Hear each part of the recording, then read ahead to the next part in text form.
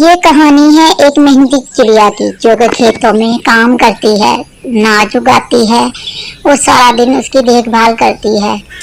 چڑیا نے اناج کا بیج بویا تھا، اب تھوڑا تھوڑا اناج اگنا شروع ہو گیا ہے تو وہ کہتی ہے ماشاءاللہ بہت اچھی فصل اگنا شروع ہو گئی، لیکن اس کو پانی بہت کم لگ رہا ہے۔ میرے حساب سے اب بارش ہو جانی چاہیے۔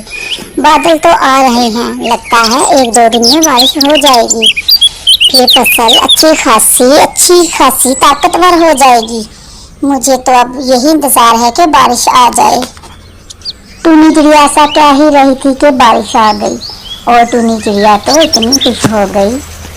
شکر ہے اب بارش آ گئی اور میری فصل کو اچھا خاصا پانی لگ جائے گا، اس بار تو گندم بہت اچھی ہو جائے گی۔ کافی زیادہ بارش ہونے کے بعد فصل کو اچھا خاصا پانی لگ گیا اور ٹونی چڑیا تو خوش ہو گئی۔ ٹونی چڑیا دل میں دعا کرتی رہی کہ یا اللہ شکر ہے کہ تم نے رحمت برسائی اور اس رحمت کے بدلے میری فصل کو اچھی خاصی پانی کی طاقت مل گئی، اس دفعہ میری فصل کافی اچھی ہوگی۔ ایسا کہہ کر ٹونی چڑیا اپنے گھر چلی جاتی ہے اور جا کر بڑی خوش ہوتی ہے۔ پانی لگنے کے بعد ٹونی چڑیا کو اطمینان ہو گیا۔ ایسے ہی 2-3 دن گزر جاتے ہیں اور دھوپ اچھی خاصی نکل آتی ہے۔ دھوپ کی وجہ سے اب چڑیا کو یہ امید ہو گئی کہ میری فصل پک جائے گی۔ جب فصل پک گئی تو ٹونی چڑیا تو خوشی سے پاگل ہو گئی۔ ماشاءاللہ اس دفعہ کی فصل تو سونے کی طرح چمک رہی ہے۔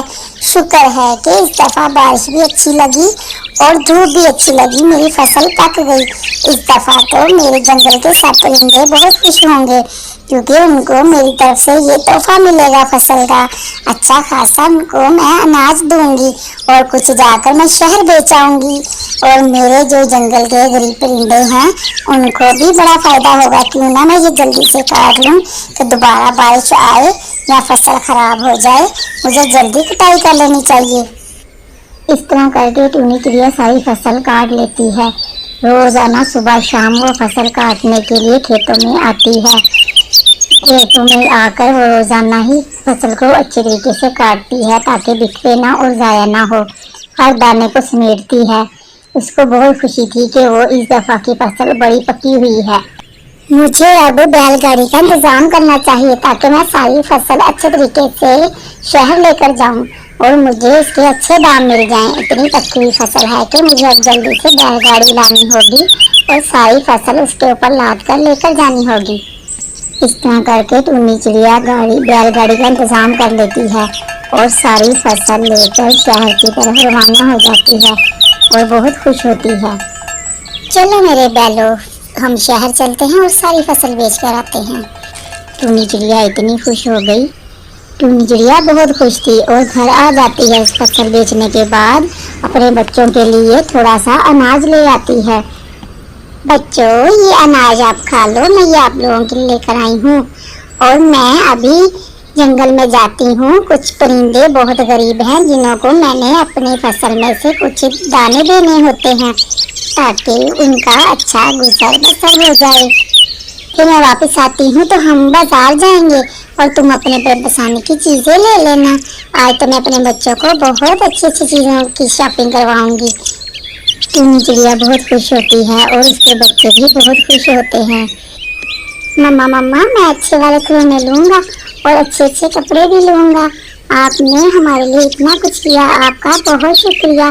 ہمیں بھی بہت فکر ہوتی ہے آپ کی، آپ اتنی گرمی میں اور اتنی بارش میں جا کے فصل کا اتنا دھیان کرتی ہو، آپ کا بہت شکریہ مما۔